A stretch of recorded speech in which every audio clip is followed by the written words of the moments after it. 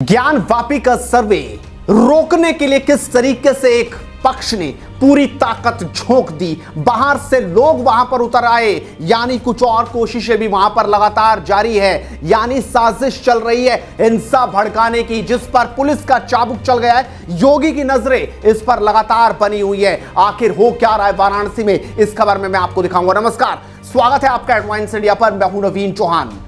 Kashi Vishwanath corridor की चर्चाएं तो लगातार आपने देखी, वहां पर जाकर किस तरीके से किस तरह सब कुछ बदल दिया गया ये भी आपने देखा, लेकिन वहां पर ठीक बगल में स्थित ज्ञानवापी मस्जिद भी है।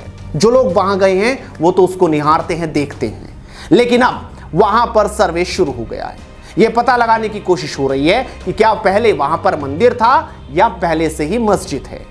लगातार ये आवाजें उठ रही है कि मंदिर पर ही तोड़कर मंदिर की दीवारों पर ही उस पर मस्जिद बना दी गई है। 1600 ईस्वी में औरंगजेब के कहने पर यह सब कुछ हुआ था, लेकिन अब वक्त बदला, तारीखें बदली और तस्वीरें भी बदल रही हैं। यानी अब वहां पर सर्वे शुरू हो गया। सर्वे टीम लगातार 2 दिन से वहां जाने की कोशिश में है, लेकिन उन्हें कभी रोक दिया जाता है या कभी काम में खलल डाल दी जाती है। कोर्ट में मुस्लिम पक्ष गया था, उसकी दलील थी कि जो सर्वे कमिश्नर हैं उनको वहां से हटा दिया जाए और सर्वे को रोक दिया जाए, लेकिन उनकी ये दलील धरी की धरी रह गई। कोर्ट ने कहा कि सर्वे जारी रहेगा, यानी एक बड़ा झटका लगा। इसके बाद अब वहां पर स्टेटमेंट शुरू हो गए हैं, यानी प्रतिक्रियाओं का दौर आना शुरू हो गया है। लोग क्या कह रहे हैं वो तो आपको दिखाएंगे, मुस्लिम पक्ष क्या कह रहे हैं वो भी आपके सामने रखेंगे, लेकिन सबसे पहले आप ये मामला पूरा समझ लीजिए। दरअसल वाराणसी के काशी विश्वनाथ और ज्ञानवापी मस्जिद परिसर में इससे श्रृंगार गौरी समेत कई विग्रहों के सर्वे को लेकर यह हंगामा मचा है। जब से सर्वे की कार्रवाई शुरू हुई है तब से विरोध प्रदर्शन जारी है। इस कार्रवाई को लेकर AIMIM के प्रमुख असदुद्दीन ओवैसी ने कानून का उल्लंघन बता दिया है। ये तो आपको दिखाएंगे कि असदुद्दीन ओवैसी इस पर क्या कह रहे हैं और मुस्लिम पक्ष की क्या राय इस पर आ रही है, लेकिन सबसे पहले आप ये तस्वीर देखिए। कहा जा रहा है कि कुछ लोग यहां पर अचानक आ गए और नारेबाजी उन्होंने शुरू कर दी।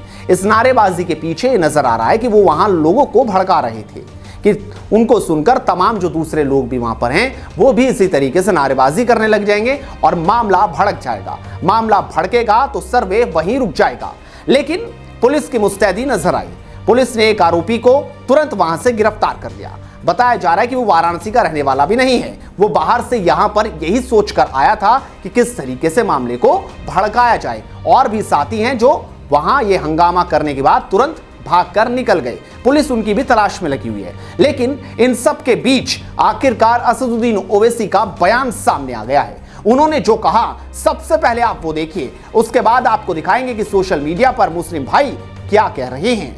मोदी सरकार ये जानती है कि जब बाबरी मस्जिद सिविल टाइटल का जजमेंट आया, उसमें उस जजमेंट में यह कहा गया कि 1991 प्लेसेस ऑफ वर्शिप एक्ट को उन्होंने basic structure of the constitution से जोड़ दिया।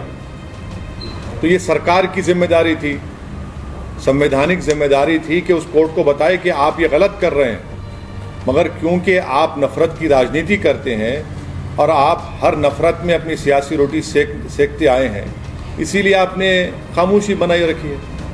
वो बताए ना, बीजेपी बताए कि क्या वो 1991 places of religious worship act को मानती है नहीं मानती है। मानना पड़ेगा, पार्लियामेंट से एक्ट है और सुप्रीम कोर्ट ने उसको कहा कि basic structure of the constitution से जुड़ा हुआ है। अगर ये मसले को तूल कोई दे रहा है तो वो बीजेपी दे रही है और संघ परिवार दे रही है। वो ये चाहते हैं कि वो जो नफरत का दौर था हमारे मुल्क में 1990 का, वो दोबारा इस मुल्क में दोहराने की कोशिश कर रहे हैं।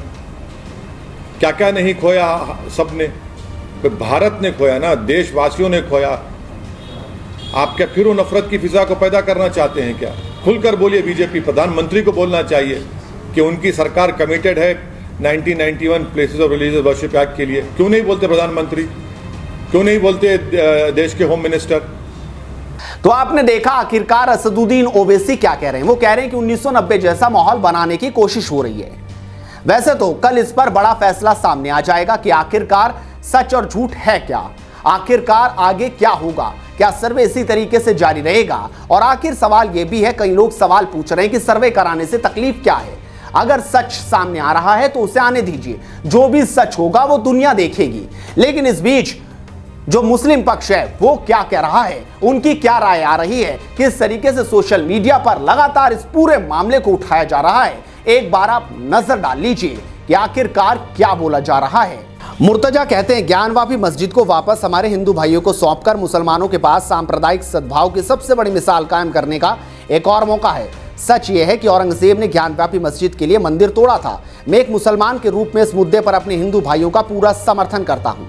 सद्दाम सुतार कहते हैं पहले बाबरी अब ज्ञानवापी। हा, अरे औरंगजेब ने मंदिर तोड़ के अगर मस्जिद बना दिया होता तो आज इंडिया में इतने सारे पुराने मंदिर कैसे होते।